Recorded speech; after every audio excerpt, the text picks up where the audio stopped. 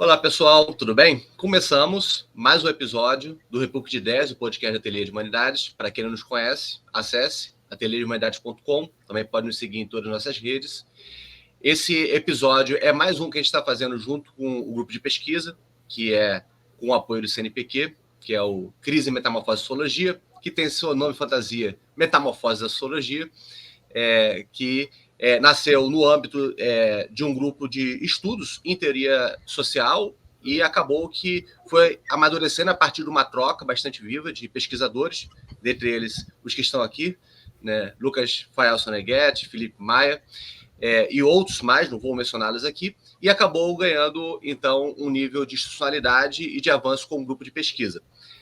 A gente, até agora, nos episódios do Metamorfoses, trabalhou em cima de debates em torno dos pesquisadores do próprio grupo. E, pela primeira vez, estamos aqui com um convidado, que também trabalha, né, no âmbito da teoria social e também é um sociólogo que trabalha sociologia do conhecimento, sociologia da ciência. A gente vai ter a oportunidade de conhecer mais a respeito dele, que é o Renan Springer de Freitas. Olá, Renan, tudo bem? Tudo bem? Tudo Boa bem. tarde, pessoal. Bem-vindo, Renan. O Renan, ele tem uma investigação já bastante robusta nesse campo, e a gente vai fazer uma conversa em torno do artigo 3 Lugares para a Crise de Legitimidade da Ciência, que é apenas, digamos, o eixo a partir do qual nós vamos conversar, com a possibilidade da gente também costurar com outros argumentos, outras investigações e publicações do Renan. Tá? O Renan é professor titular da Universidade Federal de Minas Gerais, né, foi pesquisador visitante na Universidade de Amsterdã e também professor visitante na Duke University, nos Estados Unidos. Renan, muito obrigado pela presença. Antes de eu fazer um primeiro levantamento de bola, olá, Lucas, tudo bem? Olá, Felipe. Fala, André. Olá, Felipe, vamos lá? Olá, boa tarde, André, Lucas, Renan, pessoal que está ouvindo a gente aí. Então, vamos lá, dadas as boas-vindas. Renan, queria primeiro levantar a bola te fazendo uma pergunta já de primeira sobre como é que você chegou nesse tema. Né? Então, que processo, que caminho que você teve de investigação sociológica, teórica, que levou a esse tema? Né? Que é uma pergunta que o Lucas sempre faz, né, desse percurso. E, é claro, se você quiser, já também começa a apresentar que tema é este para o público que nos assiste.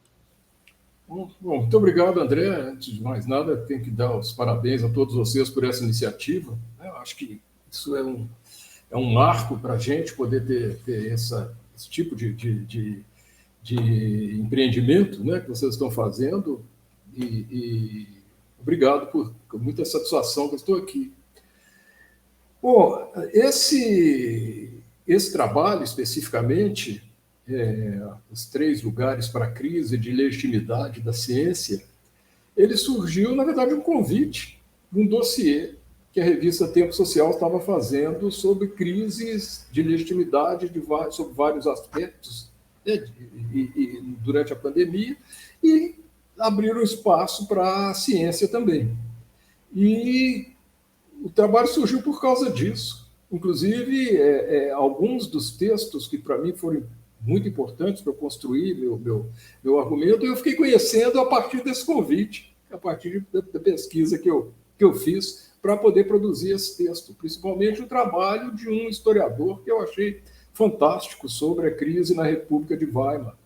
Mas você quer que eu diga em linhas gerais o que se trata esse trabalho? Por favor. Pois bem, deixa eu começar mencionando, talvez, não sei se estiver me estendendo demais sobre o que não me interessa, vocês me corrijam aí, tá? Sobre digamos assim, sobre 2 circunstâncias que usualmente podem ser vistas como crise de legitimidade da ciência e que, para mim, eu procurei argumentar que não são. Se quiserem chamar assim, eu não vou brigar por causa disso, mas eu não penso que seja o mais apropriado. Uma é o que eu chamei, por falta de melhor nome, da predisposição humana para para teorias da conspiração e histórias rocambolescas, né? E isso não tem necessariamente a ver com crise da ciência, né? Deixa eu dar um exemplo que talvez isso esclarece, né? Em 69 eu já era nascido, eu acho que de todos aqui, eu acho que eu era o único que já era nascido. Eu tinha 11 anos, acho que eu tinha 11 anos quando... Eu nasci um pouquinho depois, você nasceu um pouquinho depois. Pois é, quando houve, né, a chegada à Lua. E eu me lembro imagino se fosse hoje com a internet, mas naquela época, né, a descrença em relação a isso. E eu me lembro de pessoas numa cidadezinha do interior de Minas que se orgulhavam de dizer que aquela lua que apareceu ali, na verdade, era a cidade vizinha de São Gonçalo do Rio Preto. E que era muito mais interessante para essas pessoas imaginarem que uma grande farsa montada, que um incauto pareceria a chegada à Lua, do que a Lua tinha chegado mesmo. E isso acontece não só com a chegada do homem à Lua, a morte do Michael Jackson, vocês devem se lembrar das teorias aí de que ele não estava, de que ele não tinha morrido, de que ele estava vivo, sei lá, fazendo o quê. E por outro lado, bom, e na área política, que Getúlio não suicidou coisa nenhuma, e se levar mais longe ainda, que Hitler também não tinha suicidado no bunker, enfim. Esse tipo de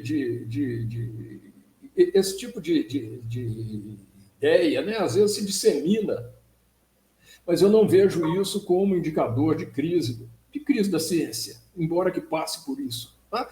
Isso pode atingir as realizações científicas, as realizações da tecnologia, por exemplo, pode atingir um descrédito em relação às vacinas, o descrédito em relação à pandemia, como ocorreu na época, né, o descrédito em relação a todas as medidas sanitárias, mas eu não vejo que isso seja um sintoma de uma crise da ciência. Eu vejo muito mais como um sintoma dessa predisposição mais geral. E a segunda, que é um pouco mais, que seria um pouco mais parecida, é quando se busca fora da ciência respostas para aquilo que que supostamente deveria ser buscado na ciência. Alguém escuta de um médico que tem uma doença muito grave, escuta de um segundo, escuta de um terceiro. Ele vai procurar, talvez fora da medicina, alguma coisa que possa ajudá-lo. E isso vale tanto num plano individual quanto num plano mais coletivo. Né? Pensa, o exemplo que eu dei ali, imagina-se que um determinado fertilizante é um determinado inseticida, se diga que ele tenha produtos tóxicos. E essa fábrica tem um lobby poderoso a ponto de manter o fertilizante assim mesmo. O fertilizante, não, desculpa, o inseticida, o pesticida. Tá? Isso não seria necessariamente um sintoma de crise da ciência. Seria um sintoma de crise da ciência se aqueles que argumentam em favor do uso do pesticida pudessem dizer com chance de êxito o seguinte: olha, quem está falando que pesticida contamina os lençóis freáticos, que esse pesticida pode ser tóxico, quem está falando isso são os cientistas, são os químicos. Mas o que eles estão falando é conversa de química, conversa de cientista. Tá? Não é por aí que quando se defende algo como o uso de um pesticida tóxico, não é com esse tipo de argumento. É com argumento, às vezes, é com argumento de que quem fez a pesquisa fez errado, que as conclusões estão erradas, que as conclusões não... que a pesquisa feita não autoriza as conclusões. É por aí, não é negando a própria autoridade da ciência quando esse tipo de coisa acontece. Bom, então eu quis tirar essas duas possibilidades, né, para falar o seguinte: que crise da ciência eu pude encontrar em 3 lugares, sendo que em um deles de verdade, nos outros 2 imaginários. Os 2 imaginários quais são? Um é na cabeça de certos filósofos de primeira linha, aliás, da década de 20, década de 30, né? Estou falando de gente como José Ortega y Gasset, né? Ou de historiadores como o Huizinga, agora me escapou o primeiro nome dele, né? Mas Johann Huizinga, isso, obrigado. Karl Jaspers, né? O que acontecia nesse período, né? Virada da década de 20 para a década de 30, uma desilusão com os rumos que a ciência tinha tomado. Então, o que eles faziam, o que esses filósofos, historiadores faziam, era mostrar um desalento pelos rumos que a ciência tinha tomado. A ciência tinha se afastado do conhecimento comum, das sensibilidades do conhecimento comum, daquilo que em inglês, gente, como é que agora é o que? Wishful thinking, não? Não é wishful thinking, não, é thoughtful ponderings. Literalmente seriam ponderações refletidas, né? Mas eu fui procurar saber, são pérolas de sabedoria mesmo, que inclusive a gente paga para ter acesso a elas. Se vocês procurarem o site da Thoughtful Ponderings, lá tem umas 10 mais ou menos, e se você quiser ler outras 500, aí paga um X. E são afirmações, assim, algumas são realmente muito bonitas, e realmente são pérolas de sabedoria. E por que eu estou dizendo isso? Porque existia um certo desalento, esse é o ponto, com o fato da ciência ter se distanciado disso, ter se distanciado da apreensão, da beleza da apreensão imediata, da beleza da sabedoria cotidiana. Eles lamentavam muito isso, essa quebra da ciência com isso. Na década de 20, década de 30, e no mundo assim, a ciência estaria em crise. Eu chamei isso de um mundo celestial, porque nesse mundo maravilhoso, a ciência não era maravilhosa, então ela, de fato, estaria permanentemente em crise. Curiosamente, 30 anos depois, 20, 30 anos depois, tanto Bachelard quanto Kuhn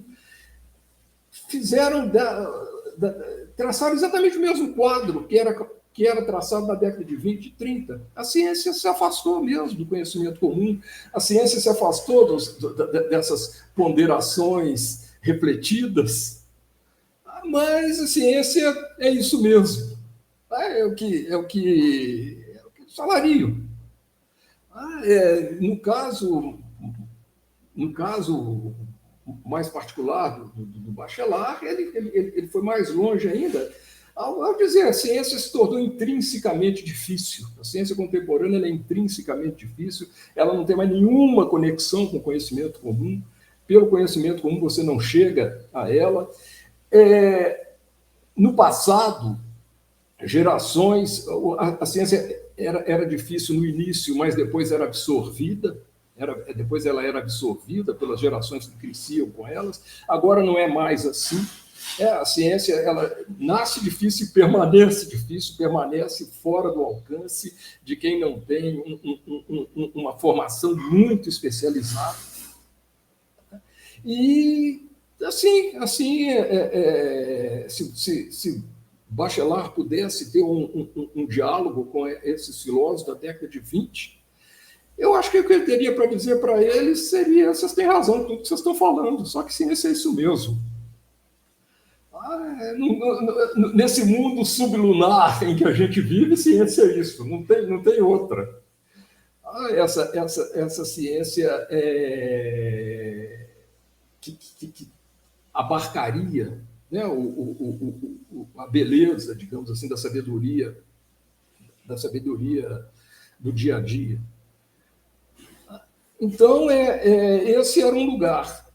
Eu falei que existiam 3 lugares, 2 dos quais imaginários e 1 real. Né? O segundo lugar, esse eu quis bater um pouco nele, eu quis insistir um pouco nele, que é o lugar das boas intenções libertárias. E aí eu poderia ter tomado alguns exemplos, mas o que me pareceu mais paradigmático disso foi o do Paul Feyerabend, né? Nas páginas finais do Contra o Método, não sei se vocês tiveram a oportunidade de ler, mas é onde ele lamenta que os estudantes aprendem física, química, biologia e não magia, feitiçaria, etc., porque uma coisa e não a outra.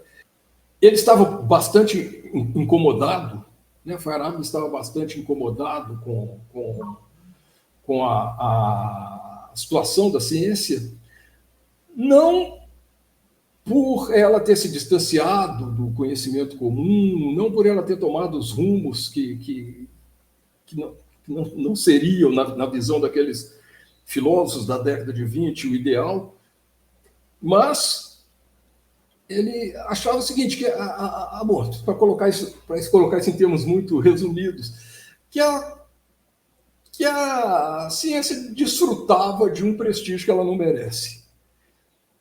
A ideia é essa, é fundamentalmente isso. Então ele era contra, inclusive, 2 coisas que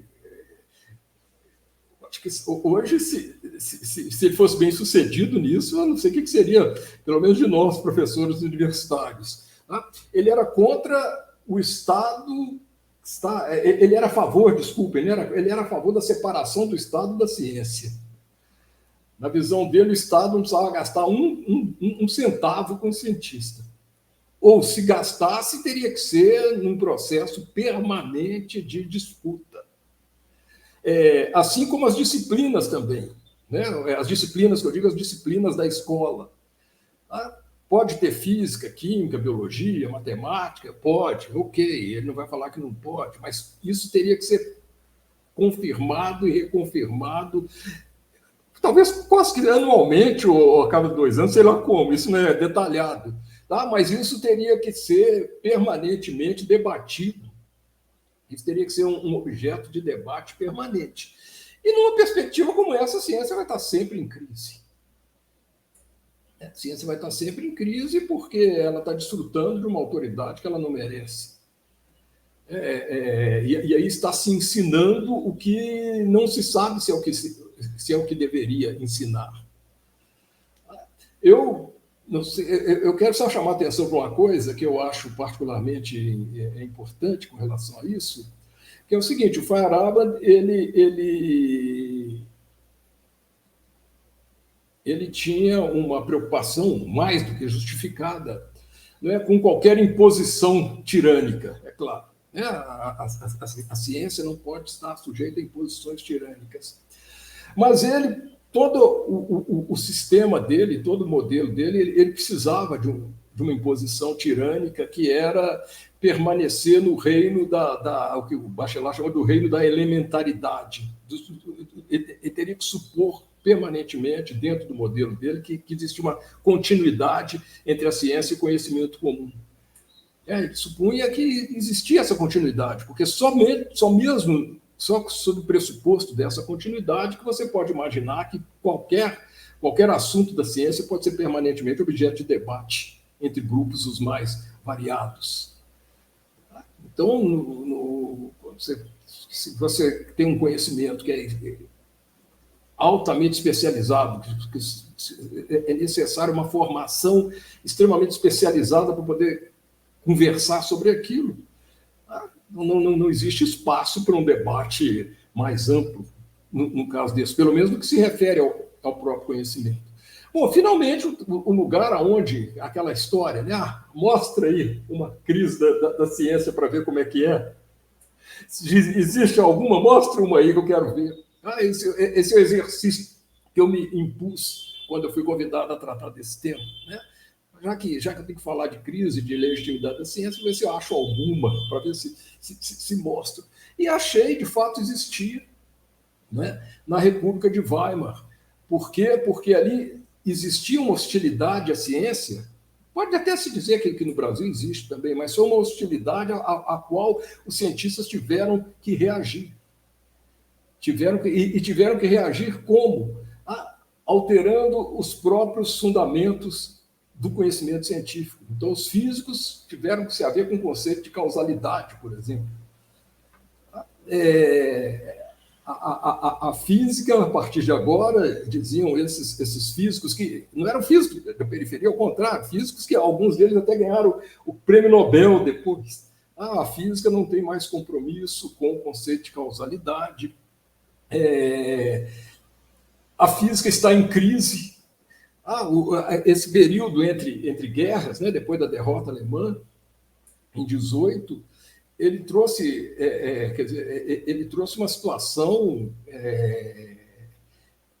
inimaginável, né? A ideia de crise ser a ideia de crise ser um indicador de credibilidade, de cientistas poderem dizer: nossa área é séria porque está em crise. Nós somos sérios, estamos em crise. A física é uma ciência para valer, porque nós estamos em crise. A matemática, nós estamos em crise. Eu acho interessante isso, porque tantos anos a gente discute a crise da sociologia, né? A sociologia tem que viver em crise, etc., como se isso fosse intrinsecamente ruim. E já houve situação em que era o contrário. Isso era, pode acreditar na gente, nós estamos em crise, nós somos uma ciência em crise. Então, somos sérios por causa disso. Se é para falar de crise, eu sou profissional nisso, eu estou em crise desde o início. A sociologia. Se fosse depender disso, né, a gente poderia dizer se é essa a marca da seriedade, da credibilidade, então é conosco mesmo, né? Então é isso que eu procurei mostrar nesse trabalho, né? Que para você poder falar propriamente em crise da ciência é necessário algo que eu não mencionei ainda, para quem não viu. Crise supõe um momento crítico de decisão. É um indicador de crise, você ter pessoas em momento crítico de decisão. Vou por aqui ou vou por ali? Se eu for por aqui, é o caminho das luzes. Se eu for por ali, é o caminho das trevas.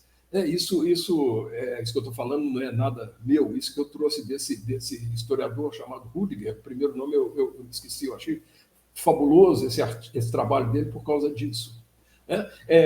Mas esse, para mim, seria um indicador por excelência de uma situação de crise. Quando você tem físicos, químicos, biólogos, sociólogos, que sejam, sempre dizendo: temos dois caminhos diante de nós, ou vamos por aqui ou vamos por ali. Se formos por aqui, é o céu; se formos por ali, é o inferno. E isso era permanente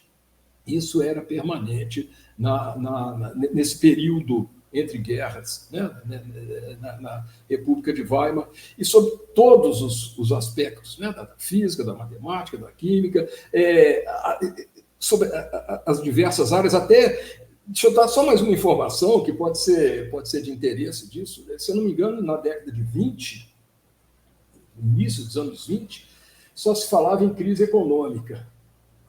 10 anos depois, existiam livros sobre o que vocês possam imaginar de chamar de crise. Até crise sexual tinha, né? Crise da modernidade, crise social, crise política. E curioso que numa lista de mais de 10 casos, 10 livros de crise, da ciência mesmo só apareceu algum tempo depois, né, com o Russell. Eu acho que, enfim, não sei se me estendi demais. Bom, então eu começo. Renan, primeiro eu agradeço, né, pela sua exposição, pela sua presença aqui nesse episódio com a gente. Tem algo no seu texto que me chamou muita atenção, que é essa maneira particular que você usa o conceito de crise, né, que tanto eu quanto o Felipe temos trabalhado em cima desse conceito aí. Felipe há bastante tempo, eu recentemente, Mas são duas coisas aí que eu acho que a gente compartilha, né? Que é, primeiro, um certo ceticismo em relação à noção de crise, no sentido de, bom, essa é uma noção de fato muito mobilizada, talvez com uso inflacionado, e vale a pena a gente precisar o que ela significa, o que ela quer dizer quando ela aparece, né? E me parece que você, nesse texto, você coloca aí um sentido bem particular, bem específico para a noção de crise, como esse momento crítico de decisão, em que há duas alternativas existenciais que se opõem, né? Não dá para escolher uma e outra, tem que escolher uma ou outra. Pois é, mutuamente exclusivas, excludentes. Mas em certo momento você fala, né, sobre essa, tanto no primeiro lugar da crise quanto no segundo, de uma espécie de desconforto, um desalento, uma sensação de incoerência que alguns cientistas, filósofos, pensadores experimentam em determinados momentos históricos, né? E eu acho que essa experiência de desalento, de desconforto, de incoerência, embora realmente possa não constituir uma crise, eu acho que ela diz respeito talvez a um primeiro passo ou a um primeiro momento em que tensiona-se a construir um momento como um momento crítico, né? Eu acho que a diferença talvez aí entre o Husserl lá no início e o Feyerabend depois, e as crises da ciência na República de Weimar, pode não ser uma diferença de havia uma crise em um, havia uma crise em outro, mas uma diferença é que alguns foram mais bem-sucedidos em definir tal momento enquanto crise, né?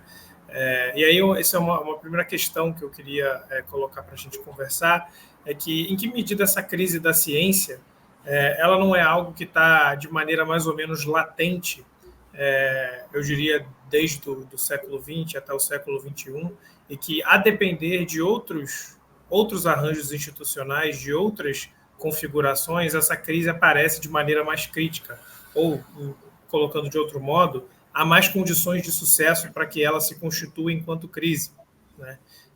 E aí talvez haja um paralelo entre o momento da República de Weimar e o momento, né, lá na década de 20 e 30, e a nossa década de 20 e 30 aqui no século XXI, um momento de crise de instituições democráticas, um momento de desconfiança em relação às classes intelectuais como fiéis do Estado ou como ideólogos estatais, e como isso esse arranjo particular de fatores gerasse essa alquimia, esse momento em que é propício dizer que há uma crise da ciência. Bom, Lucas, adorei, tá? Adorei porque acho que vai me permitir refletir um pouco mais sobre o que eu disse e talvez até esclarecer alguma coisa que possa não ter ficado clara.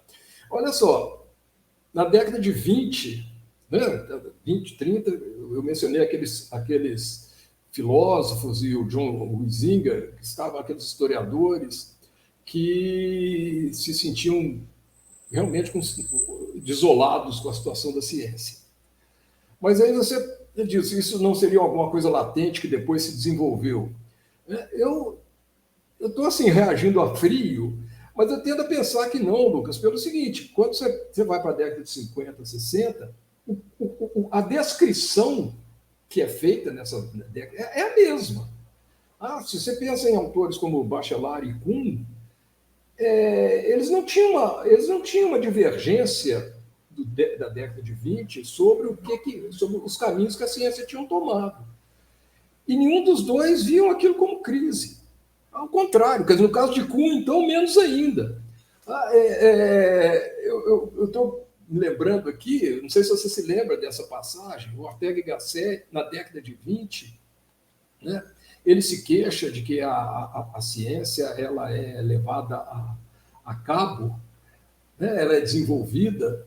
Ele usa uma expressão muito engraçada, ela fala por pessoas formidavelmente medíocres. Você se lembra disso, dessa passagem? Fala, para ele, aquilo era doído, aquilo realmente era dolorido, né? Quando ele tinha horror da especialização que a ciência tinha tomado. Eu estou falando aí de 1919, 1920, né? 100 anos atrás. A ciência depender cada vez mais de especialistas, e aí ele falava, né, de de indivíduos formidavelmente medíocres. Então, essas pessoas que ele chamava o Ortega y Gasset de formidavelmente medíocres, é o cientista normal de Kuhn 40 anos depois. Não vejo diferença. Aquela pessoa que se detém em pequenos quebra-cabeças, que dedica uma carreira inteira a um problema pequeno, miúdo. E o Kuhn não tinha nenhuma desolação com relação a isso. Isso que eu acho curioso. O Kuhn, para ele, ciência é isso mesmo. Alguém passar gerações inteiras, passarem 10, 20 anos de sua carreira cuidando de uma coisa desse tamanhozinho. O Thomas Kuhn diria isso mesmo. Pelo menos ciência madura é assim. Proto-ciência, não. Quando não é ciência madura, não. Aí fica inventando moda, fica pulando daqui, pulando para lá. Né? Mas quando é ciência madura... Então, eu não sei se eu concordo com isso que você está dizendo, sabe? Que foi um processo assim... que foi um processo né, acumulativo. E eu me lembro do Paul Forman, o texto do Paul Forman, né? Esse eu sou um fã, assim, fã mesmo, né, desse trabalho do Paul Forman. Ele fala que sobre isso eu não tenho a menor condição de eu próprio avaliar, eu tenho que, nesse particular, tenho que acreditar do jeito que ele falou, que a minha ignorância é total, mas ele fala isso, que surgiu lá pelos final da década de 20, sem mais nem menos uma crise da matemática, no sentido de matemáticos da mais alta envergadura, dizer que havia algo de fundamentalmente errado com os fundamentos da matemática, que aqueles fundamentos precisariam ser revistos. Ele diz que passaram-se os anos, nunca foi revisto, nunca alterou nada, ninguém mais falou nisso, isso desapareceu. A mesma coisa que tinha sido objeto de queixa no início dos anos 20 anos depois não tinham alterado nada. Se fosse pensar em termos objetivos, o problema era o mesmo, só que ninguém mais falava nisso. Então, essa cumulatividade eu não vejo. E no caso do Feyerabend, aí, principalmente, eu penso que ele falhou em perceber uma coisa que eu acho que é muito, muito óbvia, nem precisa ser sociólogo para isso, que é o seguinte, só até trago para, se vocês acharam que vale a pena debater, o que é mais eficaz quando se trata de estabelecer laços sociais? Crenças bizarras ou crenças razoáveis? Acreditar que a Terra é redonda ou que a Terra é plana? A Terra é redonda não forma grupo, qualquer um pode entrar, não quer dizer nada. Se eu perguntar, Lucas, você acredita que a Terra é redonda ou plana? Você dizer, eu suponho que você vai dizer que é redonda. Eu não vou falar, você é dos meus, meu irmão de fé, esse é dos meus. Não vai ter isso. Agora, se você acredita que a Terra é plana, é meu irmão de fé. É meu irmão de fé, esse é dos meus. Então, quando o Feyerabend falava que o ensino deveria ser estruturado em torno das crenças sociais das pessoas, acho que ele esquecia que, se depender disso, as crenças sociais não se organizam de forma equivalente. A terraplanista se organiza muito mais do que quem acredita que a Terra é redonda e assim por diante. Digamos, a crítica dele, Feyerabend, eu achava completamente injustificada. Dos outros, não. Dos outros, realmente é uma pena você ver a ciência tomar certas características e ser especializada cada vez mais fechada, com a linguagem cada vez mais fechada em si própria. Isso é fácil de entender a desolação que isso traz, né? Renan, então deixa eu te colocar umas questões aqui.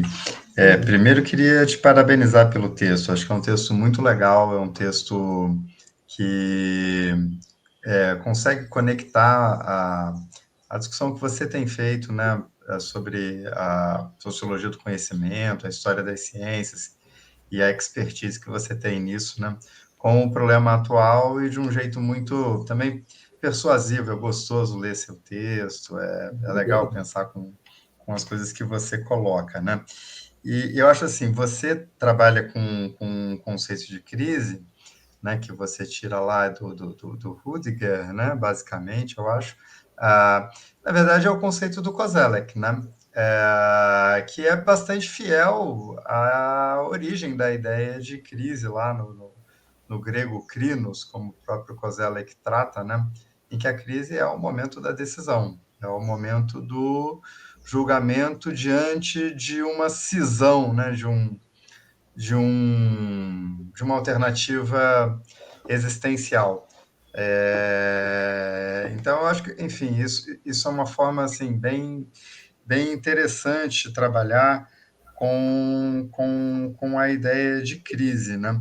Agora, eu acho que essa forma de trabalhar com a ideia de crise, ela tem uma vantagem porque ela no fim das contas, é preciso ter uma percepção da crise, né? Ou seja, o modo como se constrói o problema, como se toma consciência dele, ele é decisivo, porque sem esse distanciamento e essa tomada de consciência, não existe a possibilidade, né, do momento do julgamento, né?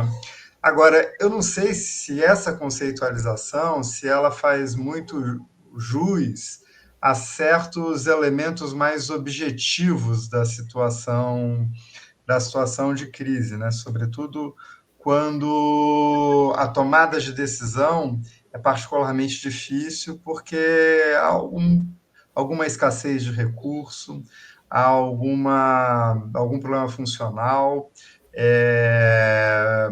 que o juiz, na verdade, esses juízes aqui não estão sentados num tribunal investidos de autoridade para poder né, decidir, né? Então, isso me parece que é algo que precisa ser, de certo modo, acrescido, né? Para entender essas situações que podem ser situações terríveis, né? Eu penso não só em escassez de recursos materiais, né? Mas escassez de recursos linguísticos, de sentido mesmo, né? Aquilo que uma Hannah Arendt chamava de um wordlessness, né? Ou seja, a perda da possibilidade de construção de um mundo em comum no qual as pessoas podem se entender, né? Aí eu acho que a crise ganha um sentido ainda mais profundo do que a necessidade de lidar com um ambiente hostil que pode ser dominada pelo raciocínio, constituídas as alternativas, o reexame dos paradigmas, tomadas de decisão e tal, que é um pouco como a coisa se coloca, né? Pode haver situações em que a coisa sai do controle, né? E aí, o que eu fico pensando tudo bem, eu acho que você traz bons elementos para a gente pensar. De fato, não há bem uma crise da ciência em geral. Em relação às ciências sociais, que é uma ciência entre outras, com muitas particularidades, eu acho que aí é outra que a gente podia discutir. Mas da ciência em geral, não, na verdade, existe uma enorme disputa, né, sobre quem fala em nome da ciência, né? Então, uma hipótese que eu acho que talvez merecesse ser mais investigada é se não existe uma crise de autoridade das instituições científicas estabelecidas, uma crise que afeta a capacidade das comunidades epistêmicas mais bem instituídas, mais reconhecidas até aqui, que conseguiram se desenvolver com uma relativa autonomia em relação ao Estado, né? Enfim, é sempre relativa porque depende de recursos, tem um monte de coisa, né? Organização Mundial de Saúde e tal, né? Se a gente não conseguiria localizar melhor onde está exatamente, né? Onde pode haver uma crise, sem que se precise falar desse modo que às vezes também recaem nessa linguagem apocalíptica, né? Em que qualquer coisa já é percebida como uma ameaça, um superlativo, que é muito característico de narrativas de crise, né? Então, será que não é um pouco isso? Ou seja, porque me parece que também, assim, período de ciência normal, exatamente, nós não vivemos. Durante a pandemia, as relações entre diversas lideranças políticas, né? Não só no Brasil, no México, mas o Trump nos Estados Unidos, né? O modo como isso se espalhou, com pessoas tendo que tomar decisões que eram decisivas para as suas vidas, né? Tomaram ou não tomaram a vacina, não sei o que, então eu acho que, enfim, o diagnóstico talvez pudesse ter um desdobramento. Deixa eu só complementar uma coisa que eu acho que é interessante, que tem a ver com a crise da autoridade, tanto no terraplanismo, quanto no movimento antivacina, e outros que a gente entende como sendo negacionistas, né, que é a linguagem que hoje em dia se faz para abarcar tudo isso, e existe uma tentativa de recorrer a supostos argumentos e métodos científicos. Até terraplanista tenta explicar a partir de ilusões de ótica, realizar, mobilizar supostamente conhecimentos mais científicos e rigorosos do que aquele da ciência estabelecida. Então, é claro que há uma pseudo-argumentação, mas, ainda que seja pseudo, ela está se investindo da autoridade reconhecida, que é aquela que muitas vezes é da ciência, ainda que ela se misture com outras coisas. Por exemplo, o terraplanista tende a querer criar todo o argumento pseudocientífico para reafirmar a sua comunidade de fé, né? Ou da vacina para lidar com outros mecanismos. Mas existe muito que acho que é um pouco a mistura dessas duas dimensões. Você falou a dimensão da não crise, que é essa de se estar a contestar argumentos dentro do mundo da vida, digamos assim, o método científico existente, que não seria propriamente uma crise de autoridade. A questão é que a contestação se faz muitas vezes mobilizando, como você disse no início, argumentos supostamente científicos.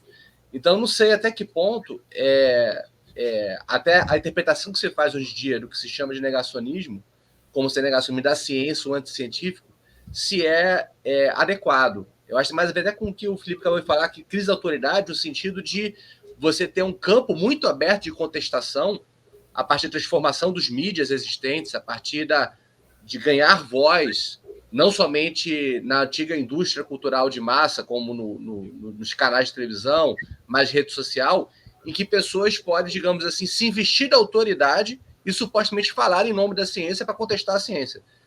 Tem a ver com dinâmicas institucionais, e não necessariamente é uma crise da crença de que a metodologia científica é legítima. Estou só pensando alto com vocês. Deixa eu voltar à primeira pergunta que o André me fez lá. Como é que eu tratei desse termo? Como é que eu cheguei nesse texto, né? Que eu falei que foi um convite e que crise era o termo. Porque eu próprio, se eu não me engano, eu acho que eu nunca usei isso em lugar nenhum antes. Eu tenho muita dificuldade para lidar com isso. Por causa do seguinte, Felipe, eu penso sempre em indicadores. Você está falando em crise, quais são os indicadores de que há alguma crise? E aí eu vejo alguns autores, quando vêm falar de crise, agora estou pensando até quando é essa crise de um mundo comum, né? O worldlessness, né? A falta de realmente da qualidade, da condição de mundo, né? A ausência da condição de mundo. Eu gostei muito dessa palavra, né? Mas quando vai procurar o sentido, quando vai procurar quando vai discorrer sobre esse tipo de crise, o meu receio é o que ocorre muito, é o que eles chamam aí, já que nós estamos em expressões em inglês, no cherry picking, né? Na catação de cereja. Porque quando você postula crise assim dessa forma, crise de racionalidade, crise de paradigmas, crise de qualquer coisa, sem dizer exatamente quais são os indicadores, você pode sair catando supostas confirmações de que ela existe. E aí você cata 10, cata 20, dependendo da sua capacidade. Você vai catar muita coisa. Mas meu receio com isso é sempre o tipo de exercício que é feito a partir daí. O exercício de catar cereja. Eu vejo isso em alguns autores, não quero mencionar aqui, mas até porque pode ser criar polêmica, né? Alguns autores até conheço muito pouco, mas quando eu vejo eles expondo as teses dele, eles fazem isso, tem a tese geral aqui, e aí começa a catar cereja. E isso você faz porque você quiser, na verdade. Se você quiser, por outro lado, por exemplo, essa crise de um mundo comum, da capacidade de criar um mundo comum. E isso, no caso da Hannah Arendt, isso era referência ao período nazista, ao período que precedeu o ao totalitarismo, né? Aí, de fato, é muito óbvio, né, que ela estava... Mas quando você se transporta disso, imagina se você vai jogar isso aqui para o Brasil, para os Estados Unidos, mesmo com Trump. Se você quiser catar cereja, você cata assim à vontade. Né? Principalmente agora, no Brasil, com o bolsonarismo, de fato você tem tudo virou uma questão de dúvida, né? Tudo virou uma questão de dúvida, de debate. Nenhum sentido mais é fixo. Quer dizer, você não tem realmente mais. Acho que você pode realmente descrever o bolsonarismo como uma situação dessa, se quiser, sob vários aspectos. Eu vi ela não chega a se aprofundar muito, né? Porque o Bolsonaro perde o troço, né? A gente não sabe, estamos no processo disso, né? Mas eu acho que a referência é essa, né? Do totalitarismo. Quem estabiliza semanticamente, né? Esse mundo, porque a ciência estabiliza semanticamente o mundo. Ela diz o que é, né? E ela criou métodos, formas bastante razoáveis para chegar a essas conclusões. Primeiro, dentro de uma comunidade epistêmica, não é?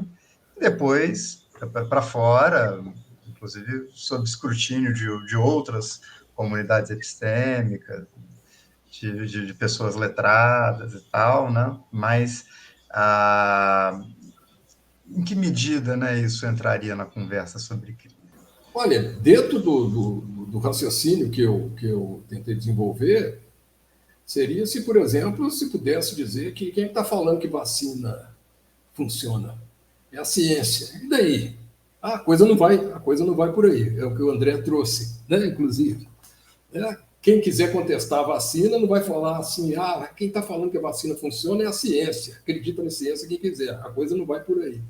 Quem quiser contestar isso vai ter que ser sob argumentos supostamente científicos, né? Como diz com o terraplanismo.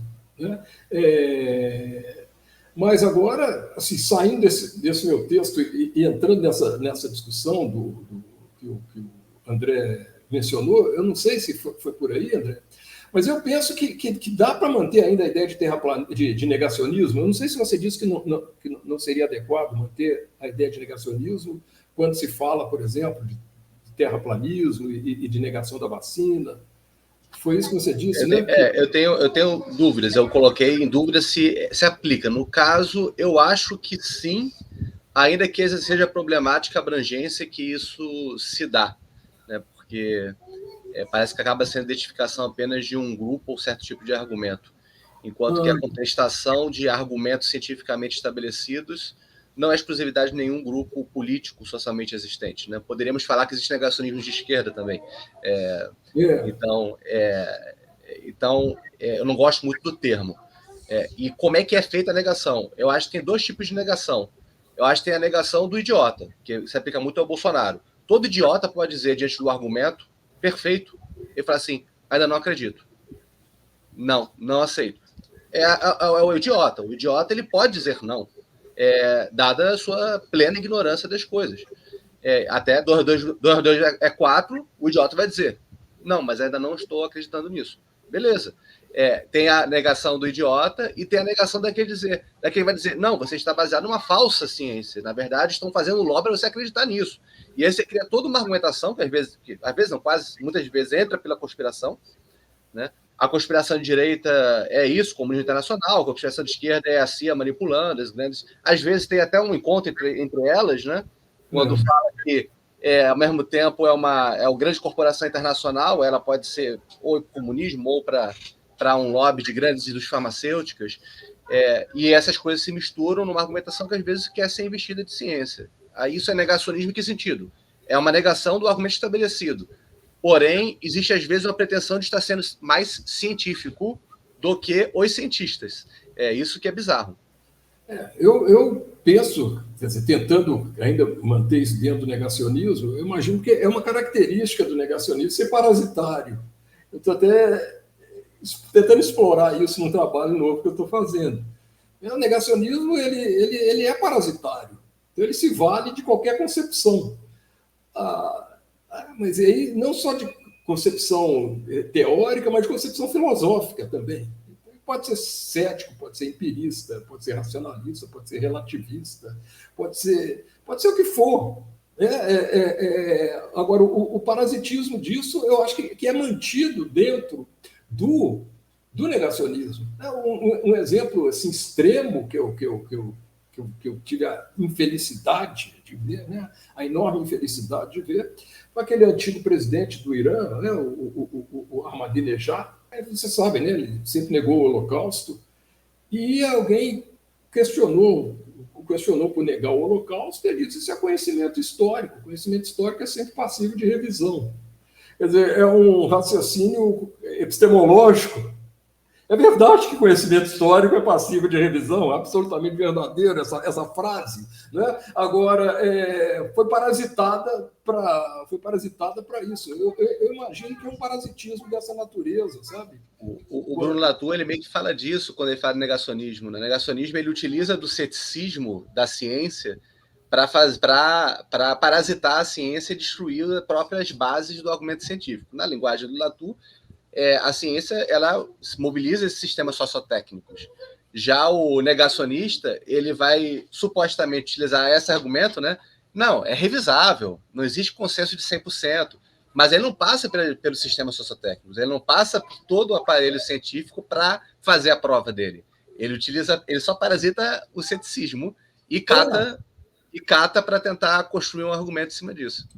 Bom, então eu não sabia disso, estou falando a mesma coisa do Latour, né, nesse particular, mas a ideia é essa mesmo, tá? Você pode, num caso como esse, usar aquele outro argumento, né, que a história é sempre contada pelo lado dos vencedores, e a Alemanha perdeu, logo são os vencedores, enfim, o que não falta é repertório, né, para você parasitar nisso, mas sem toda a reflexão que vem junto. Eu acho que o que caracteriza o negacionismo é a necessidade da ausência de reflexão a respeito do caráter científico daquilo que ele está dizendo que é científico. Eu acho que isso, ele não pode refletir sobre se está sendo racionalista, realista, construtivista. Se ele reflete sobre isso, aí deixa de ser. Está dizendo que falta coerência, né? Falta coerência e é isso. E a reflexão mesmo sobre as concepções da onde ele está extraindo aquilo que ele está extraindo. Falta pagar o pedágio, né? O pedágio da ciência. Ou seja, eles usam de um relativismo, né? Muito... Que, de certo modo, ele é consequência de uma ciência mais reflexiva, mas sem que eles possam refletir e explicitar os seus próprios pressupostos de maneira coerente, que seria o passo adequado, né, para a constituição de um objeto do conhecimento possível na tradição conhecimento científico, né? Eu acho que isso é uma boa forma. Agora, eu acho que tem uma dimensão importante aí, que é como isso, né, atinge instituições. Você falou sobre E isso. aí sim, credibilidades, né? E aí autoridade, porque o plano da legitimidade, né, ele tem a ver com a construção de uma autoridade. Esse mundo da ciência, né? Como é que é a expressão do Bachelard? A ciência é intrinsecamente difícil. É. Ele é um mundo que ele não é acessível de nenhum mundo da vida, né? Nenhum cientista pode esperar saber tudo, né? Enfim, isso para sociólogo é coisa conhecida, né? O Giddens escreveu livros, né, sobre isso, né? E é necessário haver uma relação de confiança, né? E ela depende de uma ideia de autoridade com uma legitimidade reconhecida, né? Então, eu acho que esse é um aspecto bem interessante e que pode nos dar parâmetros, né? Não precisa ficar procurando cereja, né? Mas aí há certos fatos, certos eventos, né? Que podem, de algum modo, parametrizar essa uma certa mudança de clima, né, em relação a essas autoridades mais constituídas da comunidade científica, ou não? O que nós vimos no Brasil nos últimos anos, por exemplo, que eu acho que tudo tem a ver com isso que você está falando, né? É o caso do INPE, né? O Instituto Nacional de Pesquisas Espaciais. Bom exemplo. Né? Não sei quantas décadas de um instituto, isso que você falou, confiança absoluta, credibilidade absoluta. O que a gente entende disso? Nada, tá? Mas acredita completamente. Inclusive, no prestígio, né, do diretor do Instituto, eu me esqueci o nome dele, hoje ele é presidente do CNPq, não é isso? Hoje ele é presidente do CNPq, enfim, eu me flagrei já, até conversando com esse instituto de total credibilidade. E isso realmente passa de forma até irrefletida. Se me perguntasse em que você baseia essa sua credibilidade, eu ia tomar bomba. Mas, de qualquer forma, esse tipo de credibilidade. Eu creio. Hã? Eu creio. Eu creio. Mas por quê? Nunca tive razões para duvidar. Né? É isso. Como isso? Essa é a atitude natural. Entra governo, sai governo, exatamente, atitude natural, entra governo, sai governo, é ele, etc. Né? E aí vem um governo que coloca isso em xeque porque apresentou um resultado que ele não gostava. Você está dizendo, digamos, que várias instituições como o INPE ficassem sob ataque dessa forma, e vamos imaginar, né, um cenário em que esses ataques fossem bem-sucedidos, a ponto que INPE, ITA e mais outras 10, Fiocruz, Instituto Butantan, não é isso que você está falando? Eu diria, além de um conjunto de instituições, a própria ideia de que a ciência tem que ser praticada dentro de instituições organizadas, com uma reflexão sistemática, passando por certos processos de acreditação e certificação, em detrimento de uma ideia de que uma ciência espontânea ou algo que é feito de maneira desinteressada seria mais legítimo, né? Que é dessa maneira, pelo menos, que os terraplanistas se apresentam, né? A NASA é essa instituição que faz as coisas porque quer nos enganar, porque quer dinheiro, por N motivos, né? Motivos que deslegitimam a prática científica. Então, a prática científica correta seria a prática desinteressada, que parte da sua impressão do mundo comum, e aí nesse ponto, né, retoma o seu argumento sobre a cisão do conhecimento comum e conhecimento científico, né? Inclusive, eu sempre recomendo o documentário na Netflix sobre os terraplanistas, que é excelente, que uma das cenas é uma das figuras influentes do terraplanismo nos Estados Unidos, olhando, né, para um horizonte assim e falando, olha, esse horizonte, você olha para o horizonte, não faz curva. Então, por que você acreditaria que a Terra é curva? né? É esse nível, né, de inferir, né, a partir da experiência mais básica, né, exacerbar a atitude normal de não duvidar. Ótimo. Tá? A gente pode pensar, então, esse cenário. Por um lado, todas essas instituições postas em dúvida, a validade dessa, e mais do que isso, a própria ideia de que não é nesses lugares que a ciência é feita. Se quisermos saber sobre queimada, não é o INPE que temos que saber alguma coisa. O que é, também já não sabe, mas de qualquer forma não é o INPE. Tá? Então vamos imaginar que isso se generalizasse. Poderia chamar isso de uma situação de crise, tá, Felipe?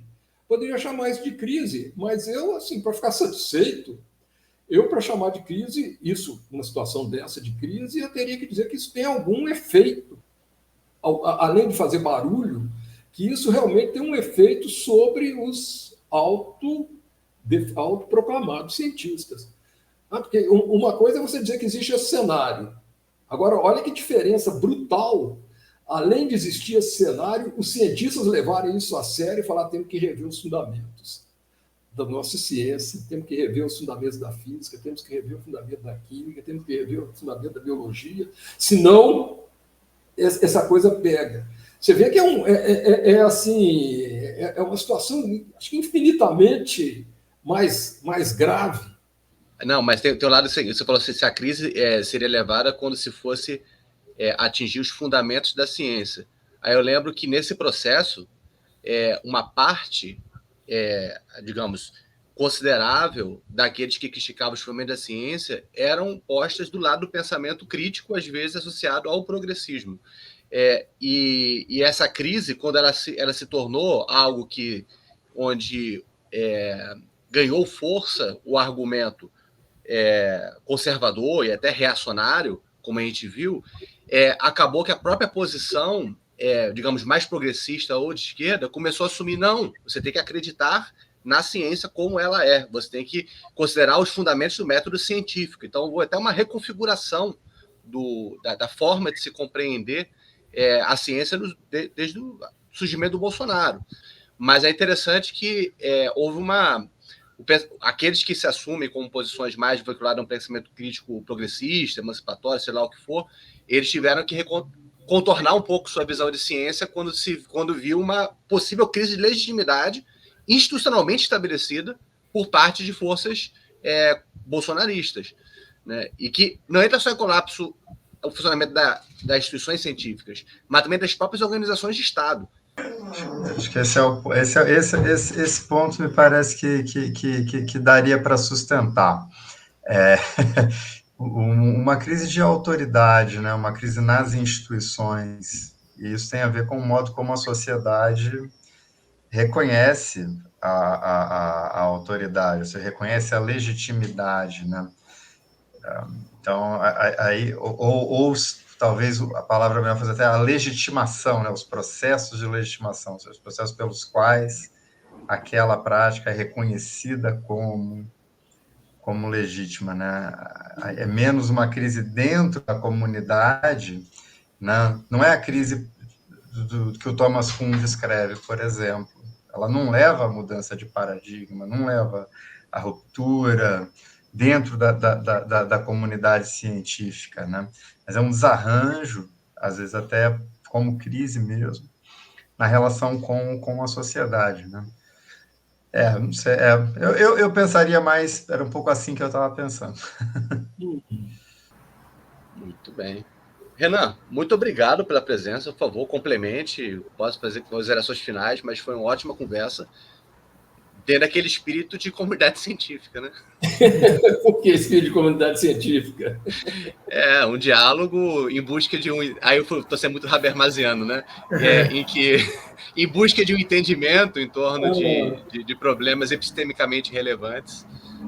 A busca cooperativa da verdade, não é esse busca o cooperativa ideal? Da verdade, né?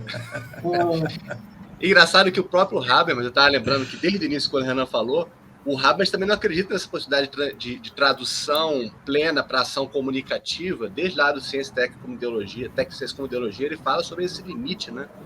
Não dá para tudo que seja transcrito científica, produzido, seja traduzível para o plano do espaço público, ele está falando dos limites disso, né? Ele tá falando, não dá.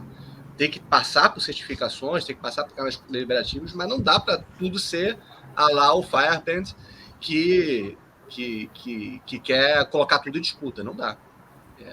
O registro da linguagem científica é diferente. Pois para mim, até o próprio Habermas já teria essa dificuldade, mas se você conseguiu entender isso, eu já acho uma grande coisa, porque eu não consegui entender nada daquele texto. Mas já é uma grande coisa. É uma grande coisa que tem lá na Ciência e Técnica enquanto ideologia. Dos artigos dele, não do principal dele, do debate com o Marcuse, mas dos outros que estão nessa coletânea assim, do livro. Eu li esse texto uns anos atrás, eu realmente não tinha conseguido perceber isso. Quer dizer, eu não consegui entender nada. Né? Talvez estivesse dentro dessa impermeabilidade. Né? Mas eu que agradeço muito, viu? E desejo muito sucesso para vocês, vou acompanhar os próximos, é uma honra para mim, eu sou o primeiro que fui convidado, né? E vou acompanhar, muito sucesso para vocês e parabéns, realmente uma iniciativa espetacular. A gente agradece a sua participação. Muito obrigado pela generosidade, pelo seu tempo, foi um excelente episódio. Muito obrigado. Eu que agradeço. Um abraço. Valeu, pessoal. Um abraço e acompanha a gente. Viu? Claro. Com muito gosto. Com muita satisfação. Tchau, tchau. Tchau, tchau.